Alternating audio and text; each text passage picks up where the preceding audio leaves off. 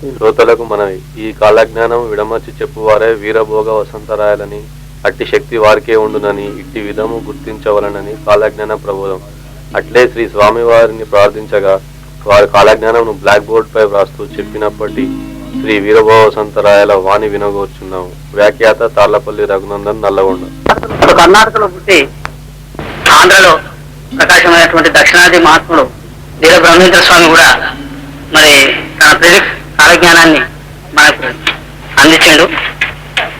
అయితే ఆయన రాసినటువంటి ఏవైతే ఉన్నాయో తాళపత్ర గ్రంథాలు, దాని యొక్క 3,33,303 గ్రంథాలు ఏదో ఇష్యూస్ రాసిండు. అందులో ఆయన వచ్చే వరకు జరిగేటువంటి కార్యాలు కూడా తిరిగి మరి ఆయన పుట్టేటువంటి సమయం వరకు ఏ యొక్క కార్యాలు జరుగుతాయి, ఆ తర్వాత ఆయన పుట్టిన తర్వాత ఏమేమి జరుగుతుంది, ఆ తర్వాత ఆయన ప్రపంచానికి ఏ విధంగా ప్రకాశం అవుతాడో అవన్నీ వారు స్వయాన రాసుకొని పెట్టుకున్నాడు. అయితే ఈ రాసిన కాలపత్ర గ్రంథాలు, కాల నిర్ణయాలన్నీ కూడా ఇప్పుడు మనం అనుకున్న ఈ 3 లక్షలన్నీ కూడా వారు ఏం చేశారంటే వారు వచ్చిన తర్వాతనే అవి ప్రకాశానికి తేవడానికి వారి దృఢదృష్టి ఉన్నవారు కాబట్టి వాటిని పాత్ర వేసినట్టుగా మనకు చరిత్ర చెప్తుంది.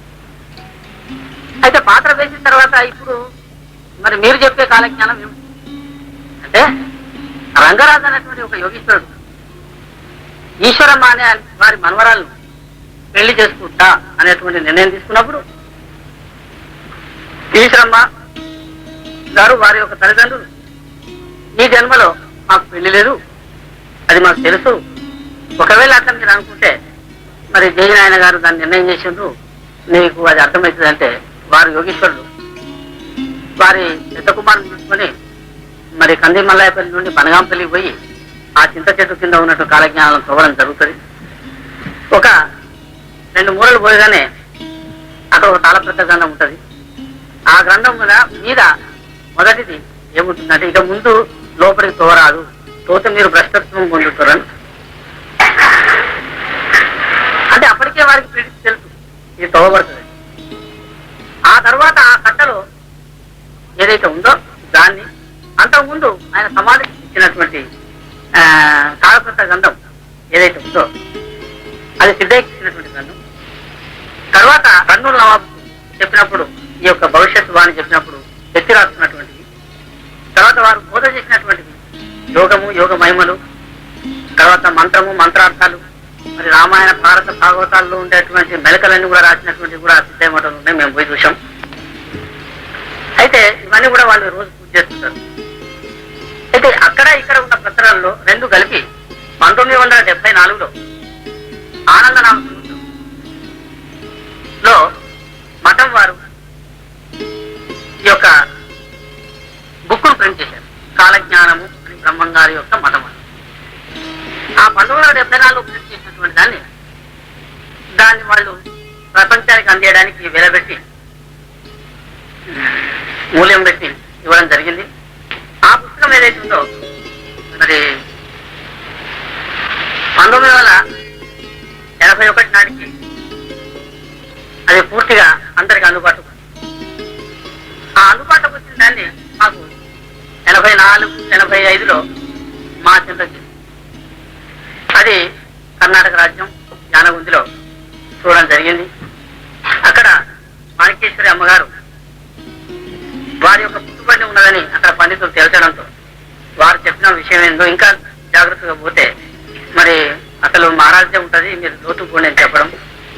ఆ తర్వాత మాకు అది అందించడం, నేను చదివితే అది మాకు అర్థం కాదు, తెలుగే కానీ అది అర్థం కాదు. అందులో సంస్కృతము, ప్రాంతీయము, తెలుగు అన్ని ఏమిటి ఉంది. అక్కడక్కడ తమిళం భాష కూడా ఉంది, అందులో శైవం ఉంది, వైష్ణవం. ఇవన్నీ కూడా మిళితమై ఉన్నాయి దాంట్లో. తర్వాత మరి జాతకం, వాస్తవాలు, ఖగోళం, భూగోళం, తర్వాత టైమ్స్, ఎప్పుడేమైనా జరుగుతుంది, ఇవన్నీ కూడా మరి వారు తీర్చిదిద్దినటువంటివి అన్నీ కూడా మనం ఆలోచిస్తే వెనక గతంలో జరిగినటువంటివి ఏది మన రాజ్యాలు, రాజ్యాధిపతులు ఏ విధంగా వస్తారు, తర్వాత శ్రీకృష్ణదేవరాయల యొక్క రాజ్యం, రాయల యొక్క సింహాసనం ద్వారా ఏ విధంగా వాళ్ళు పతనం అవుతారు, అవన్నీ రాసుకుంటూ వచ్చాడు. అవన్నీ రాసుకుంటూ వచ్చి యుగ సంధిలో మార్గశిర శుద్ధాష్టమి నడుపుతారు. ఇక్కడ వచ్చిన పాయింట్. ఈ మార్గశిర శుద్ధ అష్టమే యుగ సంధి, సంధిలో సంధి. ఆ రోజు రాత్రి 2వ జామున, అది ఆదివారం, శతభిష నక్షత్రం ఉంటుంది. అప్పుడు నేను బయటకు వస్తున్నాను, ప్రవేశిస్తున్నాను అన్నాను.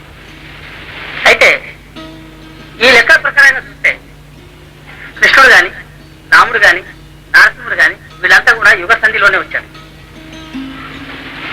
ఇప్పుడు కూడా ఆయన నేను యుగ సంధిలో పుడతాను అన్నాడు. ఇంతవరకు మనకు అవతారాలన్నీ కూడా ఒక యుగం నుండి ఇంకో యుగానికి మధ్యకాలం ఉంటున్నాయి పుట్టారు. అయితే ఒక యుగానికి 100 సంవత్సరాలు కావచ్చు, 127, 120, 130 సంవత్సరాలు కూడా ఉన్నాయి ఈ 4 యుగాల మధ్యన. ఎట్లా అంటే సూర్యోదయం ఒకసారి 6:10, 6:20, 6:30 ఏ విధంగా జరుగుతుందో కాలానుసారంగా కాల గమనం ఏ విధంగా వస్తుందో అట్లే మనకు ఒక యుగానికి మధ్యన మరి సంధియుగం వస్తుంది. ఆ సంధియుగం ఇప్పుడు ఈ సంధియుగంలో 5,000 సంవత్సరాల తర్వాత, కలియుగం 5,000 సంవత్సరాల తర్వాత సంధియుగంలోనే పుట్టున్నా అన్నాడు. అది మార్గశిర శుద్ధ అష్టమి యుగ సంధి. నే పుట్టుది నిజమన్నాడు, లేనితో ఈయన వాణి జాతి నే పుట్టేదని అన్నాడు అని మరి ఈ యొక్క వీరబ్రహ్మేంద్ర స్వామి చరిత్రలో ఒక నిర్ణయం చేసి పెట్టాడు. శ్రీ మత్కైవల్య శ్రీముఖ పిలంగిల వీర ధర్మాత్మకేశవం, ముందు మార్గశిర అష్టమి లోపల యుగ సంధి అని కొటేషన్ కామాలు ఇచ్చి బుట్టు నిజం అన్నాడు. ఇందుకు తప్పితే హీన జాతి వానింట నేనింట పుట్టేదని అన్నాడు అని స్వాముల వారు ఇదివరకే ఒక తత్వంలో రాసి ఉన్నారు. అయితే మాసమాశ్వీజమేకంతు మాసాంతే కార్తీకంతరా అమాయాం చంద్రోదయం చ వీరకాలమే మహాత్. ఇంకొక చోట మాస కార్తీకమేకంతు సర్వమాసాత్మే మయం అమావాస్య చంద్రమేకంతు ఆదివీర కాలమే మయం అని ఉన్నది. నా మహిమ నేను వచ్చేది కార్తీకం అని మహాత్ములు నా మహిమ కొరకై ఎదురు చూస్తుందరు. కార్తీక మాసాన్ని ఈ కాలజ్ఞానంలో ఏ విధంగా వర్తించిండో అది ఎట్లా ఏమిటనేది మళ్ళీ మీకు చెప్తాను. అయితే ఇది జవంగుల నాగభూషణం దాసు దీన్ని రాశాడు. సాధారణంగా ఇప్పుడు తెలిసిన వాళ్ళందరూ కూడా మరి వీరబ్రహ్మేంద్ర స్వామి చరిత్ర చూడాలంటే జవంగుల నాగభూషణం దాసు రాసిందే చూస్తారు. ఎందుకంటే వాళ్ళకు ఒక కౌంట్ చేసి చెప్పాడు. తర్వాత వీరభోగ వసంతరాయలుగా రానున్న వీరబ్రహ్మేంద్ర స్వామి వారు రాసిన భూతల స్వరాజ్య కాలజ్ఞాన పత్రిక అని వాడు స్పెషల్ గా ప్రింట్ చేశాడు. ఇందులో వారు రాసిన అని దాంట్లో ఏమంటాడంటే భూతల స్వరాజ్య కాలజ్ఞాన పత్రిక. భక్తులారా, కలియుగము 5,000 మీదట దూర్జతి పర్యాయనామ సంవత్సర ద్విగురి కాలాంతర విచిత్రమాస సమాన భాసుర భానువార నిదీక్ష ప్రకాశ ప్రళయ నక్షత్ర దక్షిణ కాలానకు పక్షద్వయాన దుష్ట శిక్ష న శిక్ష పరిపాలనము కొరకై ఈ భూలోకమున శబల గ్రామమున దేవమయుండైన నై పుట్టి దేవతా బృందములను నిరీక్షింప వీరభోగ వసంతావతారుండనై దేవదత్త కోటకారుండనై దుష్ట జనంబుల మదీయ మండలాగ్రంపున ఖండీభూతంబుల జేయుధాత్రి మండలమున తేజరిల్లుచుందును.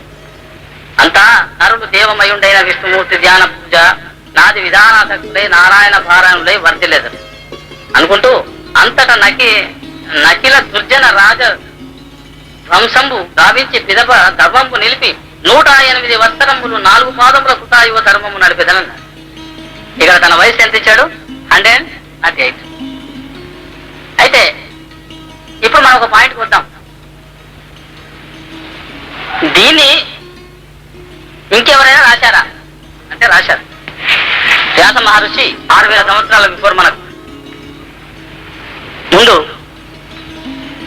మనకు ద్వాపారాన్ని విష్ణు యొక్క గురించి రాస్తూ తర్వాత ఈ కలియుగం ఏ విధంగా మొదలవుతుందో ఆ తర్వాత ఈ యుగ సంధిలో ఎవరు వస్తారో వారిని శబల గ్రామంలో పుడతాడు. వారు తెల్లగుర్రం కత్తితోటి వస్తారు, వారు ఆకాశం నుంచి వస్తారు అని తెలపడం, సూర్యమండలం నుంచి వస్తారని తెలపడం. అదే కాలజ్ఞానంలో కూడా ఏర్పడుతుంది. ఏమని అంటే శబల గ్రామం అనేది చుట్టుబడి వచ్చేది మాత్రం సూర్యమండలం నుంచి, ప్రకాశం అయ్యేది మాత్రం కార్తీక మాసం, పుట్టేది మార్గశిర మాసం, నక్షత్రం శతభిష నక్షత్రం. ఈ విధంగా మనకు కోడ్ చేయబడ్డటువంటి విషయాలు. శబల గ్రామం అంటే హ్యామ్లెట్, శబల అంటే తీరగ్రామం, తీరగ్రామం అంటే గ్రామానికి తీరంగా ఉండేటువంటిది ఏంటిది అంటే హ్యామ్లెట్, చిన్న గ్రామం, కుగ్రామం. శంబల కాదు, దానికి సుందరాకి ఇచ్చాడు మనోడేవాడు. శబల గ్రామం, శబల గ్రామం అంటే హ్యామ్లెట్. ఒక ఊరికి మనకు గూడెమని లేకపోతే దానికి పంచాయతీ బోర్డు కింద ఉండేటువంటి చిన్న గ్రామం అని అంటాం. అటువంటి కుగ్రామంలో పుట్టారు. అయితే ఇక్కడ దూర్జటి పర్యాయనామ సంవత్సరం అనుకుంటూ వచ్చాడు. అయితే ఈ కాలజ్ఞానం ఏదైతే 1974లో రాయబడ్డదో ఇందులో ఇతను ఏం రాశాడో చూద్దాం. జగద్గురు మద్విరాట్ పూతులూరు వీర బ్రహ్మేంద్ర స్వాముల వారి కాలజ్ఞానము ప్రథమ ముద్రణ క్రీస్తకం 1974వ సంవత్సరమున కాలజ్ఞానం శతాదశులు పఠించుగాక శ్రీ వీర బ్రహ్మేంద్ర స్వామి వారి ఆశీర్వాదములు అందుగాక. వాసిలి ఆదినారాయణ బీకాం మేనేజర్, పూతులూరు వీర బ్రహ్మేంద్ర స్వామి వారి మఠం, కందిమల్లాయపల్లి పోస్ట్, బుద్వేల్ తాలూకా, కడప జిల్లా. వీరు ఈ యొక్క పుస్తకాన్ని 7 విధాలు భావించారు. ఒకటి కాలజ్ఞానం, రెండవది విపద కాలజ్ఞానం, మూడవది 1వ సౌజన్య పత్రిక, 4 2వ సౌజన్య పత్రిక, 5 జీవైక్య బోధ, పరమహంస కాలిక పద్యాలు, 6 7వది కాలజ్ఞాన గోవింద వాక్యం. ఈ విధంగా 7 భాగాలుగా చేశారు. అందులో ప్రథమ భాగం వీరప్పయ్య గారు అన్నాజయ్యతో భూత భవిష్యత్తు వర్తమాన కాలాలు చెప్పాడంటూ ఆయన ఏ విధంగా పుట్టాడు, ఎన్ని కోట్ల సంవత్సరాలు ఆ ఆత్మ ఈ యొక్క ప్రకృతిలో తిరుగుతూ వచ్చిందో అవన్నీ రాసుకుంటూ వచ్చి శాలివాహన శక వర్షంపులు అక్కడి నుంచి మొదలుపెట్టి 1258 ఏదైతే సంవత్సరం ఉన్నాయో నేటి ధాతనామ సంవత్సరం వైశాఖ శుద్ధం అంటూ లెక్క పెట్టుకుంటూ తర్వాత ఈ రాయల వారి యొక్క ఉక్కరాయలు, తర్వాత హరిహర రాయలు, వీళ్ళు ఎన్నెన్ని సంవత్సరాలు చేస్తారో మొట్టమొదటి ప్రిడిక్స్ రాసుకుంటూ పోయాడు. ఆ తర్వాత మరి బహుధాన్య సంవత్సరము, నందన సంవత్సరము మధ్యందు పుట్టు ఉత్పాతాలు చెప్పేదము, పర్వతమున మల్లికార్జున గుడిలో పొగమంటలు విడలేని, గుళ్లలో దేవుళ్లకు మూర్తిమంతాలు వచ్చేని, ఊర ఊర నాట్యం ఆడేని, దోషకారులు చింతలు పుట్టేని, శ్రీశైల మల్లికార్జున సాక్షాత్కారముగా ప్రజలతో మాట్లాడిపోయేని, వీర వసంతరాయలు వచ్చేనని చెప్పేని, అంపవర్షము కురిసేని, కంచి కామాక్షమ్మ ఉత్తరము వల్ల దక్షిణ దేశముల దొరను, శిశువులు ప్రజలు నష్టమవుతురు, దేశ దేశముల దేవత పంపులు దేవరములు, కర్ణాటక దేశంలో కాలి పంపును, దుర్గాన్య దేశంలో దుర్గి పంపును, అర్వరాజ్యానికి అర్కశోపుల పంపును, మొరత రాజ్యములకు భద్రకాళి పంపును, అందు గొంతుల దేశములకు దైవని పంపు, ఆ మీద అష్ట దిక్కులకు బాలు మొదలగు నల్ల గాలి పూసి నడినెత్తిన వక్కలై గండమాన పుండు రాజపుండు అబ్బలు బొబ్బలు ఆసనమున పుండ్లు పుట్టి సత్తు. ఇవన్నీ రాసుకుంటూ పర్వతంలో ఒక మొదలు వచ్చి 8 దినములు బ్రహ్మరాంబ గుడిలో మేకపోతు వలసి మాయమయ్యేది, శ్రీశైల శిఖరముల నిప్పులు రాలేని, యజమే తేజమే అనే వాక్యము పుట్టేని, ఊర ఊర ప్రజలు రసకుట్టములకు వద్ద మొత్తుకునేరు, దేవి దేవి అనే శక్తి బెబ్బులి వాచరిచేది, నానా సోయాలు వాక్యములు పర్వతం మీదనే పుట్టేని, బసవేశ్వరుని కంట నీళ్లు కారేని, కటాకటాయని రంక వేసేని, ధనం ధనం అనే కాలు పుట్టేని, సూర్యమండలం ముందు వాక్కు వాక్కు అనే ధ్వని పుట్టేని, ఆకాశమున ధర్మదేవత వాచరిచేని, మహాదేవుని కంట నిప్పులు రాలేని, బసవేశ్వరుని కన్నులు నీళ్లు గారేని, జడలు ఎగసేని ఎగసి ఎగసి ఆడేని, త్రిశూల డంబరకములు కదిలేని, పర్వతం మీద ఉట్ల కంపముల మీద ప్రతిమ మాట్లాడే, పరము ముందట బసవేశ్వరుడు తోక విదిలించేని, గుర్తు గుగ్గిలి రాయలే ఏలూరు ఏనుగు చేత చచ్చేని, తిరుపతి వెంకటేశ్వరుని గుడిలో మ్లేచ్చులు ఆడిపాడేది, కపిధ్వజము కదిలేని, గమ్ అనే శబ్దం పుట్టేని, నానా దిక్కులకు పంపులు ఎగిసి ఎగిసి ఆడేని, తిరువళ్ళూరు రాఘవ స్వామిని తిరువేలు చెమటలు పుట్టేని, లక్ష్మీదేవి కన్నుల నీళ్లు గారేని, వినాయకుడు ఊర ఊర వేదమంత్రాలు చదివి. ఇప్పుడు మనకు ఈ ఒక్క పాయింట్ ఏదైతే ఉందో ఇవన్నీ కూడా మనకు జరిగినాయి. ఎందుకంటే మరి శివాజీ కన్నా ముందు మరి శ్రీశైలంలో జరిగిన ఘోరాలు, ఇంకా అంతకుముందు జరిగిన ఘోరాలు అవన్నీ కూడా మనం లెక్కింప చేసుకుంటే స్త్రీలు డోలలు వాడారు. మనం పుష్కరాలు ఈ మధ్య పుష్కరాల యొక్క స్థితి పెరిగిపోయింది. అంతకుముందు పుష్కరాలు అంటే తెలియని వ్యక్తులు సర్వాండ సంయోగ వీరశక్తుడు యోగ పురుషకు పురుష సత్పురుష నిరుపురుష పరమ పురుష నిర్వికార నిరంజనానికి నిగమ వేంజనికిలాంతరవాత నిష్కలంక నిర్వాణ వికల్ప వినోదనారమూతులైన మహితర దురితహర తామస సంహార దైత్యార రాజహర అండజర హరణ వేకోర నారాయణ నామక సోమ వంశోత్తమ తేజ వీర రాజ మహారాజ ముఖాంతరాంతాది దశావతార వీర భోజ మహారాజ. వీరుడు భోజుడు అంటే వీరభోజుడు అంటే శివుడు. మహారాజ రాజముఖాంతరాంతాది దశావతార విహార ప్రకాశ అంటే 10 అవతారాలు విహరిస్తున్నటువంటి ఆత్మ. అనంతావతార ప్రకాశ అత్యంత విహార వీర నారసింహనామ. వీర నారసింహనామ. ఖండాగ్ర శేఖర భీమ ప్రతాప ఖండ నాయకుడైన దివ్యగణ దేవగణ మునిగణ శక్తిగణ పరమగుణ సుగుణ సంపన్నులైన అనంత వేద రహస్య జ్ఞాత విఖ్యాత చరిత్ర పవిత్రాంగ సత్య స్వరూపులైన నిత్యానంద కృత్రిమావతార. ఇది డైరెక్ట్ విష్ణు యొక్క అంశే గాని విష్ణు యొక్క రాబడి కాదు. ఎట్లా అంటే విష్ణు అవతారం పేరు విష్ణు లీలా. కాబట్టి విష్ణు లీలా మానసుడు అని రాశాడు. కృత్రిమావతార విహార అత్యంత గోప్య గూఢ జన్మ ప్రకాశ. గూఢ జన్మ అంటే లాస్ట్ వరకు ఎవరికి తెలియదు, దాగి ఉన్నట్టు. కారణ జన్మ కార్యాంగ ధార్య ఆర్య సేవా దుర్నిలయ అంతరంగ ఆత్మసంగ వై ప్రకాశ ప్రపంచక సంఘ నిస్సంగ సంఘ మధ్వంస హంసావతార తీరపురుష సేవాంతరంగ శ్రీ గురువే నమః. అయితే ఇక్కడ ఆయన ఈ యొక్క విష్ణువును ఈ అవతారాలను వారి యొక్క ఇదిని దండకంగా రాస్తూ వీర నరసింహనామం తోటి ఈ ఖండ అగ్ర శేఖరుడుగా నిర్మాణం చేశాడు. నారసింహం అంటే ఇలా 2 ఉన్నాయి. ఒక మీకు బహుశా వేద జ్ఞానం ఉంటే తెలుస్తుంది. నారసింహం అంటే ఎవరైతే ఈ ఆత్మను సహస్రంలో తీసుకుపోతారో వారిని నారసింహం అంటారు. ఈ ఆత్మ దర్శనం ఏ మానవుడైనా అది స్త్రీ గాని పురుషుడు గాని ఈ లోపలి తీసుకెళ్లి సహస్రంలో దర్శిస్తారు వారిని నారసింహం. అయితే మరి యోగ పరంగా కూడా నారసింహమే, పేరు పరంగా కూడా నారసింహమే. ఇది ఇక్కడ అటాచ్ చేయబడ్డది. దాన్ని అట్టే కిందికి పోతే ఆనంద కందలిత హృదయార విందులైన అలజాపతి నామక దురితహరపుర నివాసులైన భూసురోత్తమ మత్స్య ప్రవర్తక మహారాజనోత్తములకు మమ సమాగ మహత్ మనోలయ జనలయ స్థాన సంప్రాప్త ఫలం సఫలమయ్యే పరమోన్నతుగాను ఆచరించి అంపించిన ఆర్యాగ్రజ విగ్రహానుగ్రహ సమగ్ర వాస్తవానికమైన ముఖ్యమైన ముఖ్య లేఖ. ఇంతవరకు ఒక అవుట్లైన్ ఇచ్చాను. ఇంకొక అవుట్లైన్ ఇచ్చాను. ఇతన్ని మనం ఏమేమి అడుగుతాం? ఊరు పేరు అడుగుతాం, తర్వాత తండ్రి పేరు, ఇంకేమంటాం? గ్రామం, ఇంటి పేరు, పురం, గోత్రం, భార్య, విద్య, వృత్తి, గుర్తింపు, బాడీ, మీరే కాకుండా ఇంకా ప్రపంచకులు ఏమని అడుగుతారు అనుకున్నది కూడా ప్రశ్న ఏంటి?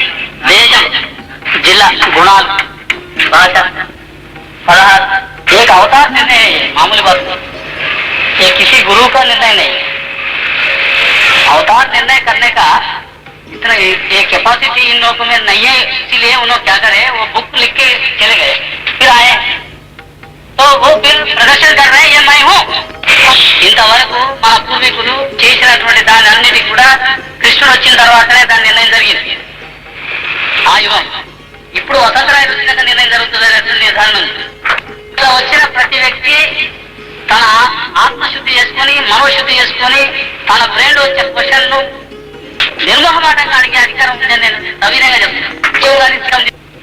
మీరేం కావాల్సిన అవసరం లేదు. మేము ఇక్కడ క్వశ్చన్ ఒకటే, ఒక మానవుని మనం గుర్తింపు చేయాలంటే ఎన్ని ప్రశ్నలు వేస్తున్నాం అంటే 16 ప్రశ్నలు. అవునా కాదా? ఈ మానవుడు అందులో రాయబడినటువంటి మానవునికి ఇన్ని ఇంగ్రీడియంట్స్ ఉన్నాయా? మొట్టమొదటి క్వశ్చన్. ఇంకేమైనా ఉన్నాయా చెప్పండి, అడిగేవి అడుగుదామైనా. ఈ 16 ప్రశ్నలకు జవాబు నేను అందులో నుంచి తీసుకుంటాను. నేను ఎక్కడి నుంచి తీసుకుంటున్నా అక్కడ నేను ఆ పేజీ అది నోట్ చేస్తాను, నేను నోట్ చేస్తాను. ఇంకేమైనా క్వశ్చన్స్ ఉన్నాయా? ఈయన ఎవరో మొట్టమొదటి తెలుసుకుంటే అవన్నీ బయటకు.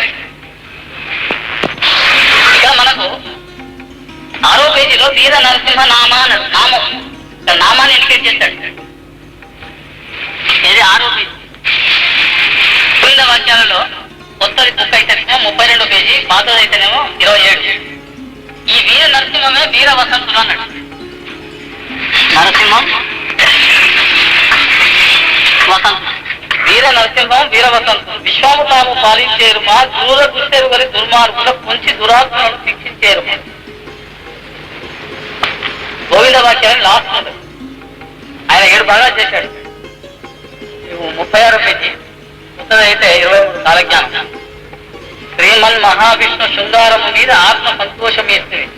శ్రీ లక్ష్మీ నరసింహ రాజ్య సంపద జాజ్వల్య సింహాసనం అంతా ఇది. అక్షర జాజ్వల్య జయమి క్షత్రియ నరసింహ జయమి క్షత్రియ నరసింహ. క్షత్రియులు అంటే మన దగ్గర బొందిరోళ్ళు అంటాం, మనం సింగ్స్ అంటాం.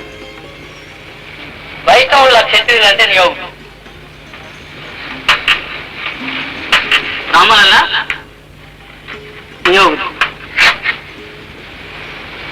అయితే అంత మాత్రాన ఇది కులం అని చెప్తలేను, ఆ కులానికి వేరే రాశాడు. క్షత్రియ అనేటువంటి దాన్ని కలిపి నరసింహానుడు పేరిచ్చాడు. లక్ష్మీ నరసింహ రాజ్య సంపద అంతా ఇస్తును. లక్ష్మీ నరసింహ సంపద అంటే దక్షిణాది. నరసింహస్వామి తిరిగింది ఎక్కడ? దక్షిణాది. ఇది ఇండికేటింగ్, దక్షిణాదని ఇండికేట్ చేస్తుంది. రాజోత్తమ చరాచర నారాయణ నామక ఆత్రేయ గోత్ర పవిత్ర సోమవంశోత్తమ కేట నామకులైన వెంకట నామ పుత్ర. ఇక్కడ ఏమన్నాడంటే జగన్నాథు ధర్మరత్నాకర కనకగిరి నివాసులైన అంగిర సంవత్సరం చైత్ర శుద్ధ నవమి గురి అనండి. ముద్దుగురి బాలగురి అనండి. ఈ అంగిర సంవత్సరమే బయటకు వచ్చాం సంపత్ నుంచి. అప్పుడు 10 సంవత్సరాలు,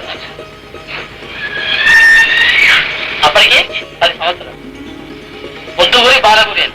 10 సంవత్సరాల తర్వాత బయటికి రావడం ఏదైతే ఉందో అది 3 సంవత్సరాల 3 నెలలు పూర్తి తపస్సు చేసుకొని వచ్చినటువంటి టైము. దాని చైత్ర శుద్ధ నవమిని వచ్చినాం. ఈ చైత్ర శుద్ధ నవమిని వచ్చిన ఆయన యొక్క ఎవరైనా అంటే వెంకటనామపుత్ర. వెంకటనామపుత్ర అంటే ఇక్కడ వెంకటేశ్వరుడి పుత్రుడు కాదు, వెంకటనామం అనేటువంటి 2 పుత్రులు అంటే వెంకటమ్మ వెంకట. ఈ వెంకట అనేటువంటి దానికి పుత్రుడు. అయితే ఇంత మాత్రం ఇదే తీసుకోవాలని ఏమైనా ఉందా? ఇంకెక్కడైనా ఉందా అంటే ఇంకొక అడుగు. కొత్తలేమో 87. బలగాం పిల్లలు 25 ఏళ్ళు తక్కువ ముందల ఈ గుడి అది కంబం ఉంది కానీ మీరు అడిగితే చెప్పడానికి లేదు. రోడ్డుకోవాలని మాకు ఇంట్రెస్ట్ లేదు.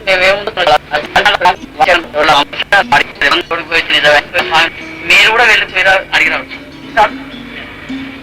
వాళ్ళ ఎగ్జిక్యూటివ్ ఆఫీసర్ కూడా సర్టిఫై చేసి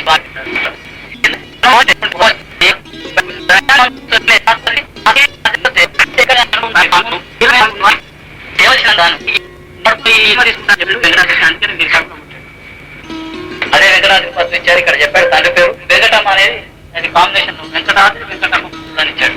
అక్కడ క్లియర్ అయితే